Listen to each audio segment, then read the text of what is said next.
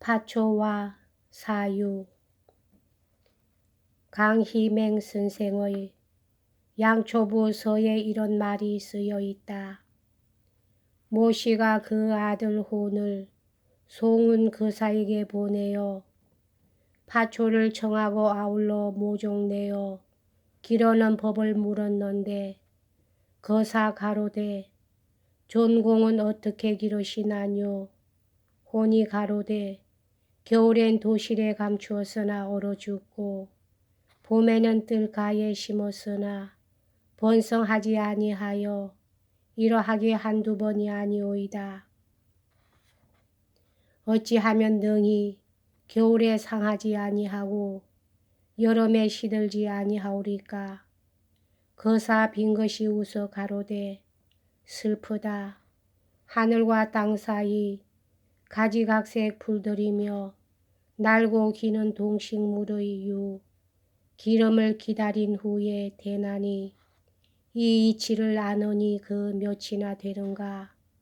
진실로 그 기름을 잃는다면 움직이는 자 쉬게 되고 심었던 자 엎어지고 번화하던 자 말라버리고 퍼졌던 자 쓰러져서 사견이 그 성품을 떠나니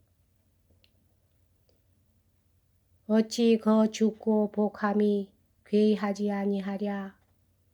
물이 이미 이러하니 반드시 기르는 자의 공명사업에 인유되고 우한 영욕에 불람되는 바를 기다려서 능히 그 천성을 완전히 하고 상연케 하지 않는 자 드무니라. 파초는 식물 가운데 가장 연취한 자라. 너무 좋아하면 마르고 너무 습하면 패하니 법을 얻으면 무성하기 쉽고 법을 잃으면 마르기 쉬운지라. 잘 기르는 묘기는 자득하는 데 있나니 돌아가 노인장께 말씀하면 마땅히 한번 끄덕이고 잠잠히 웃으시리라. 이에 파초 뿌리를 주고 불을 지었다. 내 일찍이 천성이 파초를 사랑하여 강희맹 선생의 양초 불을 읽기 이전 10여 년 전부터 삼보정제에 여름이면 파초 4, 5주가 아니선 적이 없고 파초의 대수를 조선으로 친다면 5, 6대가 넘었으며 해마다 친구와 이웃집으로 모종을 간 형제, 종항, 제종, 3종을 손꼽아 따진다면 무려 3, 40주는 될 것이다. 스스로 당호를 파초실 주인이라 하고 싶었고 다른 이가 파초를 흔히 실수하는 데 견주어 강희맹 선생의 말씀대로 배양의 묘기를 자득했다. 자허해 보는 긍지도 가져보기도 했다. 파초는 봄에 좋고 여름에 좋다. 또다시 다른 정취로 캐기 이전 이슬 맑은 달밤 소설한 가을 바람 속에도 좋다. 봄에 한식 때 이놈을 토굴에서 꺼내어 뜰가에 심으면 열흘이 못 되어서 묵은 거루에서 뽑아오르는 청청한 속 깊은 하룻밤을 지낼수록 수려하고 싱싱하니 눈록 중에 장관이요 염열이 삼경의 극치에 이르렀을 때 거목 대수의 녹엽조차 뜨거운 태양 밑에 빛깔이 퇴색이 되려 할 때 홀로 파초 많은 싱그러운 윤기를 나날이 품어 일진 청풍에 전화한 잎을 휘두르며 줄기차게 새 잎을 뽑아내니 옛말로 친다면 군자의 풍도요 요사이 감각으로 표현한다면 남국의 정치가 함초롬이 물어녹는다. 더욱 숨이 막힐 듯이 찌는 듯한 더위 속에 남풍에 불려오는 한 줄기 소나기가 푸른 밭초 넓은 잎을 두드리는 소리란 북창 아래 책을 들고 졸던 게으름뱅이 선비라도 쾌재를 아니 부를 수 없는 정경이다. 철이 바뀌고 가을 달이 명랑했다. 이슬은 안개처럼 내리고 귀뚜리 소리는 홀어미가 아니라도 구슬프게 들릴 무렵 창밖에 호련히 부시시 인기척이 일어난다.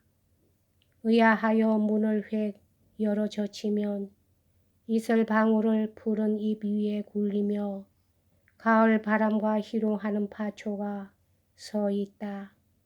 이때 가서야 파초의 신세가 가엾다. 확실히 고향을 그리워하는 파초다. 향수를 머금고 인해 시름을 날리기 위하여 남국의 파초는 북국의 가을 바람과 숨바꼭질을 한다. 조금이서 기러기 울부짖고 된소리가 치게 되면 파초는 고향을 떠난 때문 그 청춘 무상 화려한 꿈을 잃고 북극의 토굴 속으로 들어가지 아니하지 못하게 된다. 고국의 번화한 꿈, 파초는 얼마나 고향이 그리우랴. 앞으로 닥치는 계절이 백설이 휘날리는 삼동이 아니요 적도 아래 자결한 태양이 내리쬐는 야자수 우거진 남국이라면 파초의 생활력은 지금 한참 강렬하여 꽃이 피고 열매를 맺기 시작하리라. 종족을 퍼뜨리기 위한 그 달고도 향치 높은 누렇게 익은 바나나 열매는 남국 사람의 미각을 한참 상거롭게 해주리라. 이야기는 다시 이곳에서부터 시작된다. 지난 여름 파초실 뜰가에 하라비벌 대는 파초가 한 그루 있었다. 남들이 칭찬도 하려니와 나도 가장 사랑하고 아끼는 늙은 파초다. 나이는 7, 8세가 넘었으리라. 이 놈의 새 잎이 솟치는 대신 줄기 꼭두머리가 수중달이 되듯 툭 붉어지기 시작했다. 병이 들었나 하고 조마조마 염려했더니 열흘 뒤에야 알맹이가 쑥쑥 올라왔다. 이것은 또 무엇이냐? 장의 역사의 주먹만한 그렇지 않다면 빛깔이 달라. 그렇지. 연화 꽃봉오리 갑절만한 원추형의 물건이 보기 좋게 너울거리는 잎새 사이로 축 늘어졌다. 신기롭기 비할 데 없었다. 나날이 두고 보니 기이한 원추형의 물건은 차차차차 벌어지기 시작했다. 기가 막히지 않는가. 화판이 터지고 노랗게 한 꽃술이 반 것이 웃지 않는가. 한 겹이 터지고 나니 또 한 겹이 터졌다. 무궁무진 화판과 화심은 연주를 꿰 듯한 줄기에 청청이 터지기 시작한다. 10여일 뒤에는 완연히 바나나가 열리기 시작했다. 일찍이 열대지방에서 수입돼 들어와서 나의 미각을 상거롭게 해주던 그놈만큼 크고 탐스럽고 호화롭지는 못하나마 어린애 손가락만하게 제법 형용은 생겨져서 나와 온 집안 사람들이 귀여워하는 대상이 되었다. 그러나 두어 달이 못 되어서 입동 계절이 되고 보니 파초는 어린 열매와 토굴 속으로 들어가 삼동을 나게 되었다. 이 동안에 나의 파초에 대한 향이란 과연 대단했다. 하루 한 번씩 토굴 속을 들여다보고 조심조심 길렀다. 해가 바뀌고 봄이 되었다. 다행히 무양했다.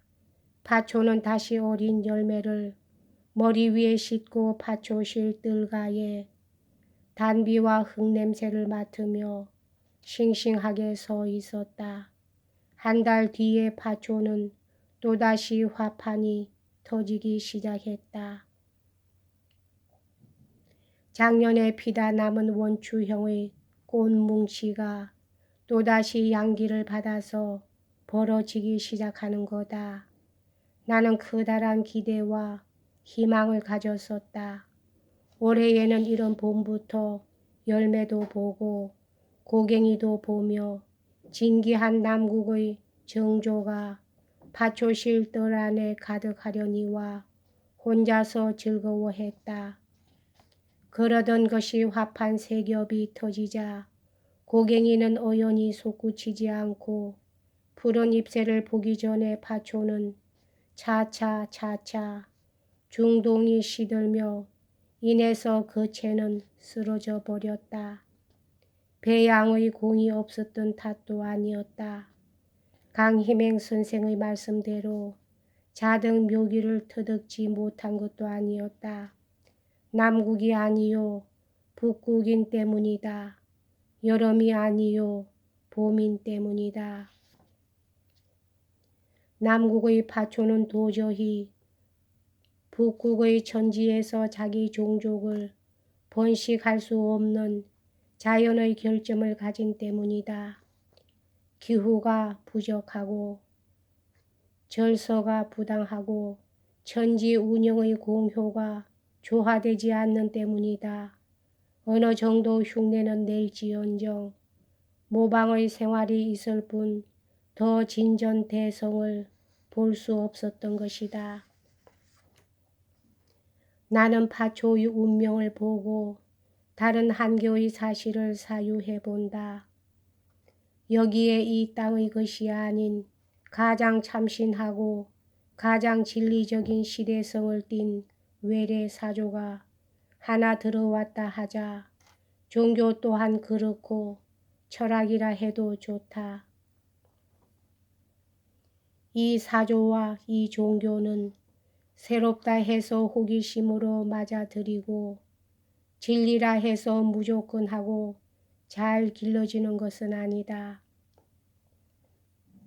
주위 환경, 역사 풍속, 인문 지리의 모든 조건을 성찰하고 음미하고 숙고한 뒤에 비로소 받아들여서 풍속의 도가니, 역사의 도가니 속에 다시 녹여 혼용한 한 개의 내 것으로 소화된 뒤에야 비로소 이 사조, 이 사상, 이 종교, 이 철학이 대성되고 진전될 것이요. 소화와 혼용의 시간을 주지 않은 생거신체의 외래 사조는 그대로 유행성을 띤 일시성의 모방, 이 시기에 그치는 동시에 공연한 시대의 호기 잡박, 유행 혼란을 줄 뿐 아무런 사회와 민족에게 유익을 주지 못한 채 퇴각되어 버리고 말 것이다. 그것은 마치 남국의 파초가 북국의 파초가 될 수 없고 온대의 난초가 한대의 정원에 꽃봉오리를 터뜨리지 못하는 것과 마찬가지다. 아무리 배양의 묘기를 얻었다 자허하는 사람이라도 천년의 묘기야 손댈 수 없는 노릇이 아니냐. 신용만 내다가 쓰러져 버리는 남국의 파초를 바라보며 나는 이러한 사유와 명상 속에 잠겨진다. 여기까지 하겠습니다.